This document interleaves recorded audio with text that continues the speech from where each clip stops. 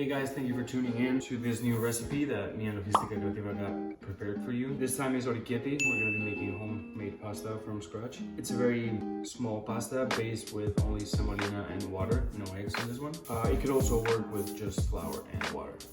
Because the texture and the way we do it is going to change completely. We're going to start by grabbing our semolina, dumping it into our table, preferably a big surface where you can like stretch your hands and like work it and get like messy and flour all over.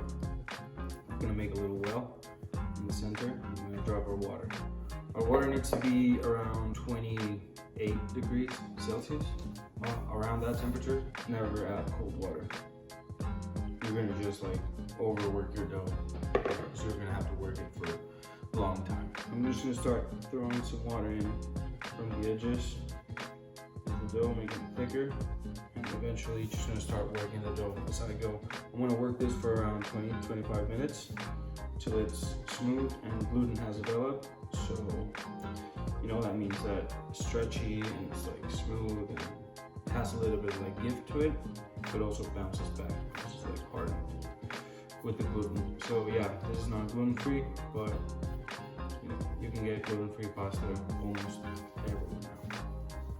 So I'm just gonna start incorporating everything. You can use also a bench scraper. Some people have bench scrapers or like spatulas, and they just like to like, if you chop it, that's also a good way of mixing it. But then at some point you're gonna have to work it with your hands. So I would just recommend start with your hands, and that's it. Here's why I also recommend a big surface, because it allows you to just like, I can stretch and work as far as I want.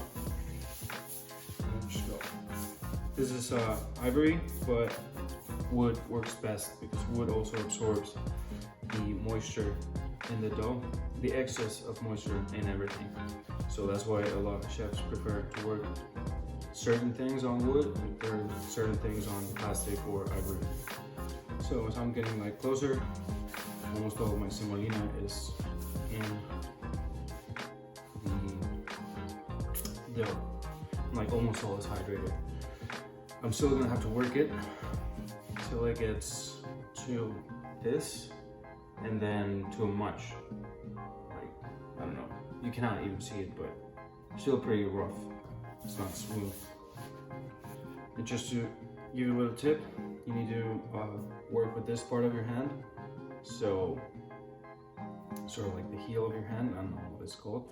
You need to like work with it against the table so that it creates like stress in the dough and like stretches it out.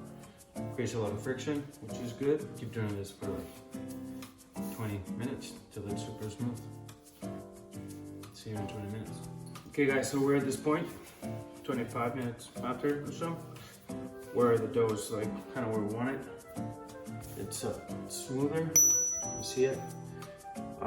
It's a lot more smooth and it has a little give, but it pushes back as soon as I stick my finger in it. Also, there's no visible like particles. Sometimes you can actually see that there's still pieces that have not been fully hydrated, fully worked. Cover it with plastic wrap or put it in a Ziploc bag for no less than 3 hours, no more than 24.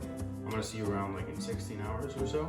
We're gonna be back here. We're gonna form our dough. We're gonna make our orecchiettes. We're gonna make the stew, the veggie stew, and we're gonna also let it rest, form, rest, dry, and then cook our pasta. So see you in 16 to 20 hours, guys. Hey guys, how you doing? Welcome to the second part of your recipe, orecchiette with vegetable ragu. Here I have all my ingredients ready to go. Vegetables chopped the same size, so that the only thing that matters will be the order that I'm gonna add them to the pot. It's very important that you have like enough time to put a lot of love and care into this. I know the recipe says no meat, but I have some meat here. So I have some ground pork and pancetta, just because I had it. So I'm gonna show you the step to add it into the recipe in case you also have protein. But if you don't, it's fine. We're gonna start, I'm not gonna talk while I'm doing it. So we're gonna start by browning our meat, very, very hot, sear in it. We want all those beautiful, Maillard reaction and all that caramelization happening at the bottom of the pan, so that when we take it out and we can deglaze with our vegetables, with the water that we're gonna leach out, we're gonna deglaze with that. After, we're gonna cook some tomato paste, wine, reduce it down, take care of all that alcohol. We also have broth, beef broth, and some tomato. At the end, I'm gonna add my aromatics just for like half an hour.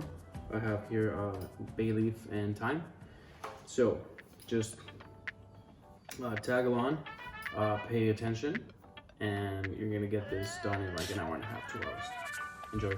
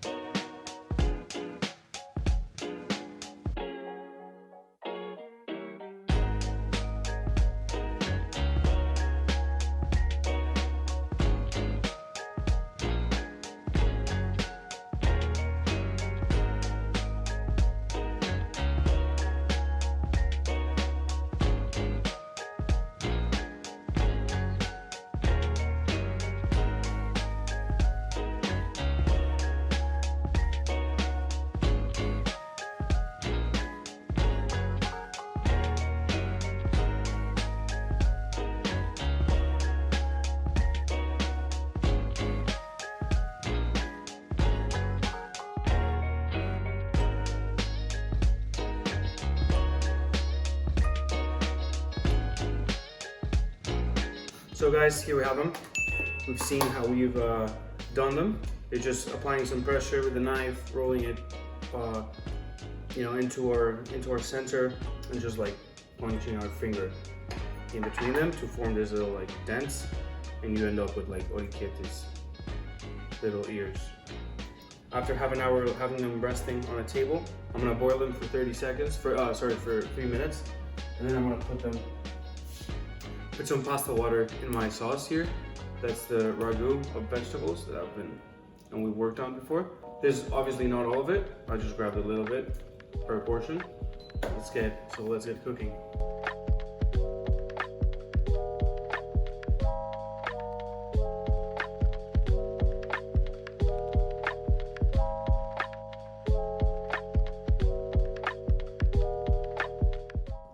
So guys, here we have it.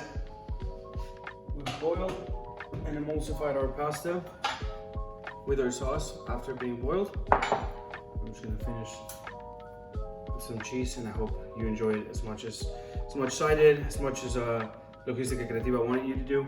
And it's just a good time to remind ourselves that creativity comes in all forms. Pasta is a great way, it's a great vehicle to be creative.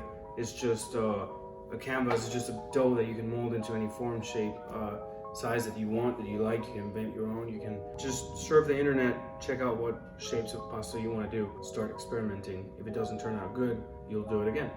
And that's a part of it. That's part of the message that we're trying to achieve with this array of videos and cocktails and dishes that you will be making. I think it's a good time to be creative. We're in a concealed space, and sometimes we have very few ingredients. But that's when true creativity comes into play. When we have the least amount of resources, we tend to be more creative about what we do. So keep doing so. Grate some cheese onto your pasta and enjoy this over a nice glass of wine or film, or like, you know, however you like to enjoy your pastas, your loved ones. And there you go. Enjoy.